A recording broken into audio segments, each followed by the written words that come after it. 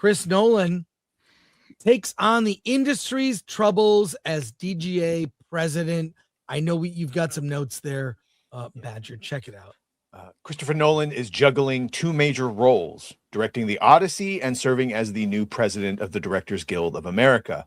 In his first interview since being elected, he describes Hollywood as being in a deeply unstable moment. Nolan says consumer spending on entertainment has stayed relatively steady, yet DGA members are facing a 35% to 40% drop in employment. He sees this as a failure of modern business models, not audience interest. Possible acquisitions of Warner Brothers by Netflix or Paramount worry filmmakers and TV directors alike.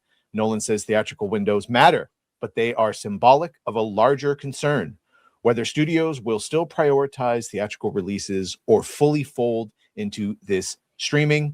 With the DGA contract expiring June 30th, Nolan highlights three main priorities: protecting jobs, guarding against misuse of AI, securing health plan funding. On AI, Nolan supports licensing in principle, but insists creators must be paid. Nolan compares today's AI concerns to past battles over colorizing black and white films. For him, the issue is about protecting a director's vision from manipulation. Rather than supporting tariffs on overseas production, Nolan favors a 25% federal production rebate that could stack with state incentives to keep work in the U.S. Nolan also criticizes ad-supported streaming, noting that movies are once again being interrupted by commercials, something he says hasn't been common since the 1970s. Though Nolan won't be at the bargaining table day to day, he makes clear his stance. Innovation should not be used as an excuse to underpay workers. What do you guys think? First of all, Chris Nolan is not on social media.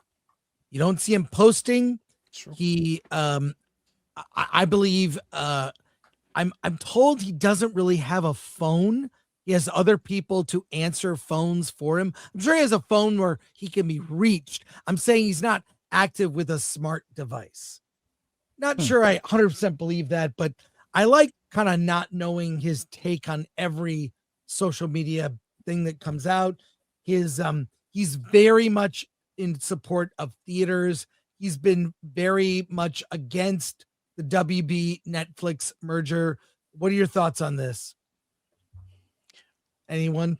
I mean, I don't. After what we just talked about, it's kind of interesting. Like, I think trying to get back to what made movies and Hollywood special it's a good idea, but like also, isn't it a little late? Like, isn't it a little late to try to like double down on this and try to get back to something that has been so far lost? Like, I don't know that you can go. I don't know that these changes or anything that he's saying here is going to help fix anything. I think the writing's on the wall. You got to kind of move to something else, because what else do you have to you? You know, people aren't going to see movies for a lot of different reasons, you know, and I don't know, man. And especially with what he's doing right now with everything like we just talked about with the Odyssey, it's like, it just rings maybe a little hollow to me, at least. I don't know. Yeah, it seems like a lot of these guys are always trying to see how much more can they squeeze out of the studios. And I need more money for my projects, but the projects aren't making money like they used to. You know, like we saw that with the last strike, and I'm starting to think another strike is coming because these guys don't seem to get it. You got to make content, and I shouldn't say content. You got to make movies and television shows that we want to watch.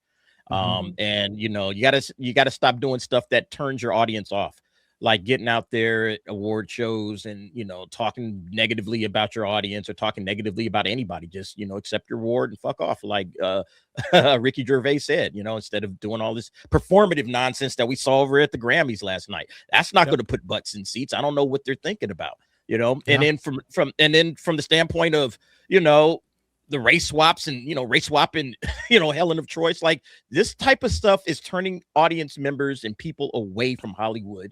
Like he said, 40% drop in DGA fees, even though, you know, the audience spending hasn't changed. I think that's what you said, Badger. So to me, that says, okay, where's the audience moving to?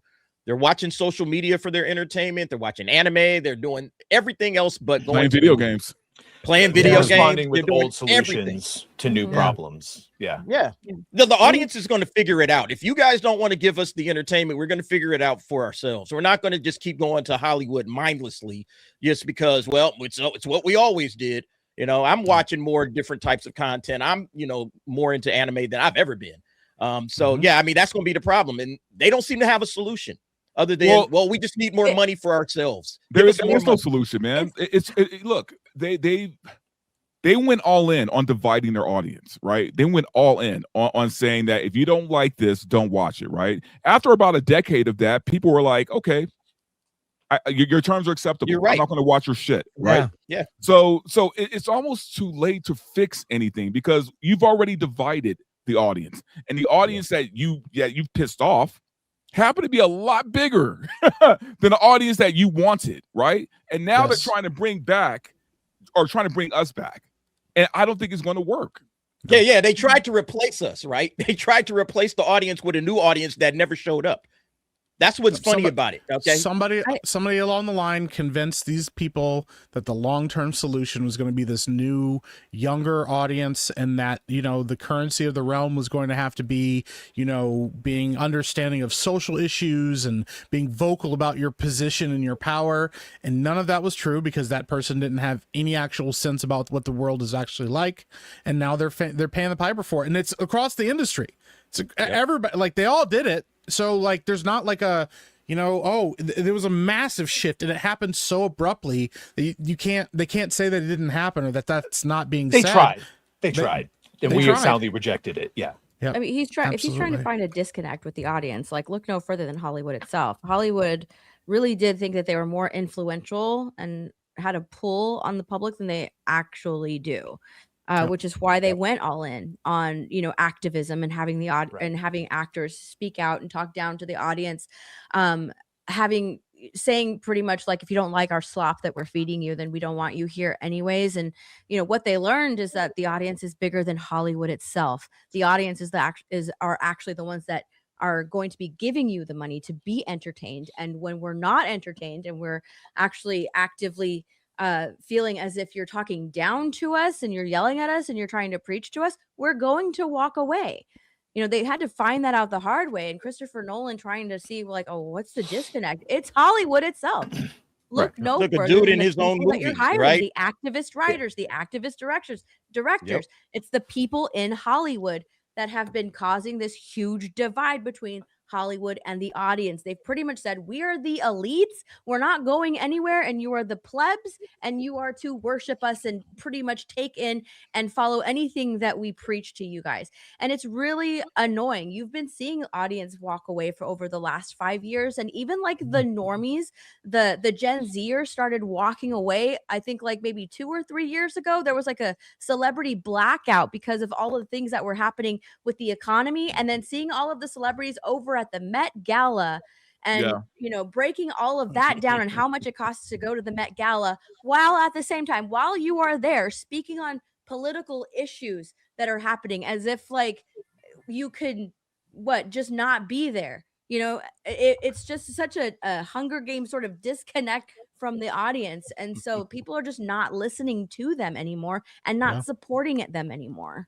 Well, they fucked up when they went for kids, right? I know we're getting out of here, but obviously this didn't come out of nowhere. We had the whole ESG movement, and they thought they could back it with all their evil corporate master money, and it got soundly rejected. Except so now the puppet masters are gone or doing their different version of puppet mastering, and we're left with a bunch of ideologues that don't know how to write anything, and they're just... Now it's even worse because now there's no even directing force. They're all just eating, and some people have caught on. We're kind of getting good shit again, but we've decimated the entire group, and so everyone with talent is gone, and then you alienated all the audiences you thought you could replace, and we just kind of got nothing now. It's apathy. I will just say, real quick, the irony of Steph's statement that Steph just made, and this title here for Chris Nolan. An actor in his own movie, John Leguizamo, literally just told everybody, if you don't like my politics, if you agree with this, don't watch my movies, including the movie that he's about to be in, The Odyssey. All right. So that's the disconnect. These guys think they're gods and they're telling us what to do. And then people are saying, okay, fine, we won't go watch the movie. I'm curious to see how that's going to affect The Odyssey. Yeah. I'll just say the Hunger Games has never felt more real than when watching any award show in Hollywood now.